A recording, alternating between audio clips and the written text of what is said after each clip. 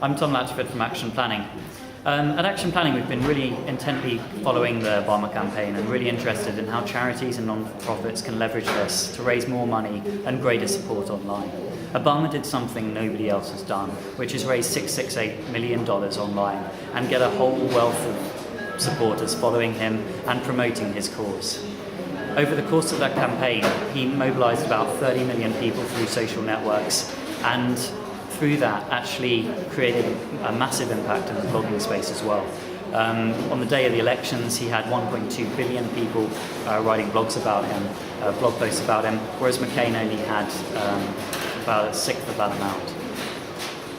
What my.barackobama.com did was allow for individuals to go out and really gain support from their local communities. And this was all backed through a CRM system, which they called the Donkey. And this built up information about each individual and what their interests were, how much they donated, so that all the messages were incredibly targeted and specific, so that change was not happening just on a national scale, but it was happening on an individual scale, and change meant something different to everybody. CRM is Constituent Relationship Management. It's basically a back-end system that provides, it aggregates all your things together and allows you to create everything from stats about it to being able to ring-fence, say, supporters to particular regions or particular types, whether they've donated or not donated. It basically makes your user base and your data meaningful by providing full reports about it and providing the proper management software for that.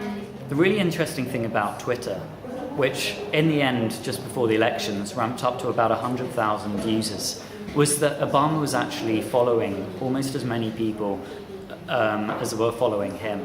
And this really shows that it was actually breaking down this big brand and standing up and being somebody. It was actually that he showed that he was prepared to listen to people.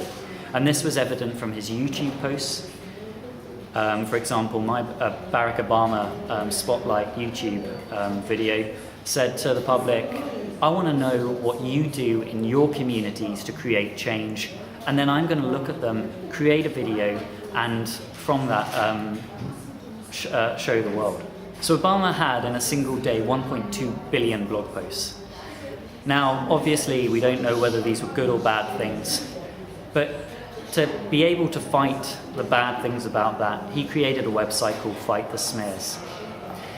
Now, the very fact of fighting, the very fact that the users went out and defended his cause was really powerful, because it meant that people could speak up using Obama's voice, but with their own time, and that really helped keep the message clear. Fight the Smears was all about sort of anyone that dished the dirt, that became a public story. Obama wanted to make sure the right story was known. So an example was that his wife went off and stayed in a really expensive hotel for the night. In fact, she wasn't even in that area. And so they kind of made a joke of all the smear campaigns against Obama that were completely untrue. And it reflected really badly to the people that were actually spreading the word of this.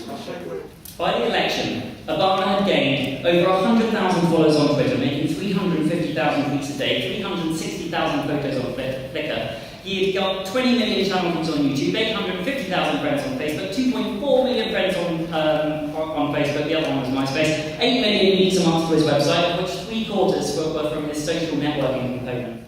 Of Obama's online donations, he had 3 million people who gave 6.5 million donations, of which 6 million were of $100 or less. This suggests that of his user base, 10% converted into donors, giving a value of just under $20 per user. On Facebook, for example, he spent $500,000 to raise 2.4 million users online. That means it's a cost per acquisition of 20 cents, which means giving a grand total on a return on investment of 100 times on Facebook. The really cataclysmic thing was that his users became advocates for his cause. The explosion of user-generated content is evident from the blogs. On the day of the election, Obama had 1.2 billion blog posts about him. Although we don't know whether these were good or bad, we know that it was 1 billion more than McCain had.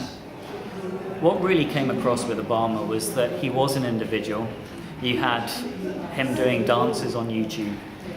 You had him speaking on webcams where he came across and was just peering in it, and it was low quality. It wasn't all this glossy, artificial stuff.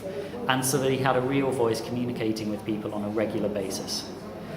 Even more so above that was his ability to see the individuality of the population and to understand them and to put in the time and the effort to really get to know the people out there and to seem like he was behind them, just like they were behind him. Actually, a lot of the social media that Obama used is readily available, it's very cost effective, and it's really not actually about the tools that are out there, it's about the way in which they're used. So YouTube can be a very dry device, and McCain showed that it was a very dry device. Again, donations online, it's not about the fact that you can have that technology in place, because if you go to one of McCain's websites, it's just got an email and then a donation button underneath. That's not really building up support. What Obama did was he said, these are the ways to contribute, this is what it's all about. It was crystal clear messages, it was crystal clear action points for the users, and it was target driven as well. So that through the My Barack Obama site, people didn't just have the actions, they had to deliver certain objectives to reach the targets they put in place. And that was powerful. I think what the UK politicians need to do is start firstly using the media that young people use, and then using it in the right way. Obama showed both. It's actually about feeling that positive connection with someone. So in some ways, email through CRM that has your name and address and everything and personalized information still isn't personalized enough. But one thing that Obama did that McCain didn't was really get into mobile technology, and that's where Twitter comes in with a power as well. That people in the palm of their hands were receiving thank yous, and even though these had a generic element about them, it was coming through to you and coming into your personal space.